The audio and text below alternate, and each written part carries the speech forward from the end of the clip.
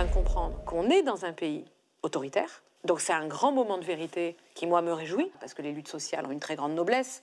Et s'engager dans une lutte sociale, c'est réjouissant, mais c'est aussi rude, et ça mérite le respect. Et il faut quand même rappeler que Marine Le Pen, son projet, c'est évidemment de nous faire travailler plus. C'est de détruire le système de retraite.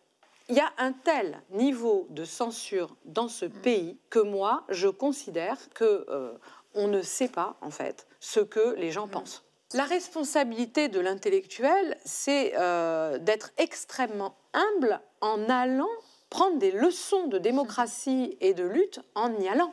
Parce que moi, j'ai tout à apprendre de la lutte. Le but, c'est pas de convaincre tout le monde. Le but, c'est pas de faire 100%. Le but, c'est même pas de faire la majorité. Le but, c'est qu'il y ait un mouvement populaire et politique qui transforme la situation du pays. Est-ce qu'il n'y a pas un peuple qui pourrait gouverner? Un démos qui aurait le Kratos.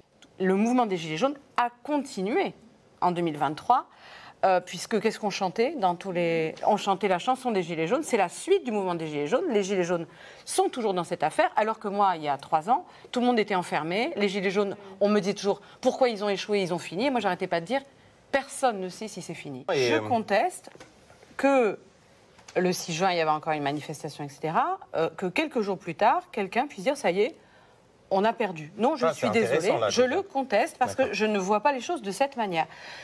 Imagine-toi en train de faire l'histoire de la Révolution française, par exemple. Imagine-toi toutes les décennies qu'il a fallu avant qu'il y ait 89, etc. etc. Il n'y avait pas des gens qui étaient là, 1-0, ils ont perdu, ils ont gagné. Ça ne marche pas comme ça. Ce sont des processus historiques. On a tout intérêt à raconter que, de toute façon, ça sera Macron ou l'extrême droite.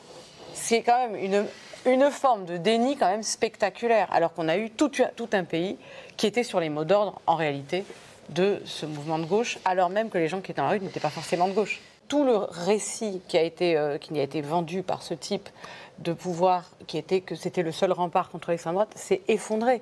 J'avais à un moment envoyé un tweet pour dire que c'était vraiment la fin des castors. On pouvait les enterrer. Voilà, c'est fini. Ce discours des castors et du barrage, c'est terminé.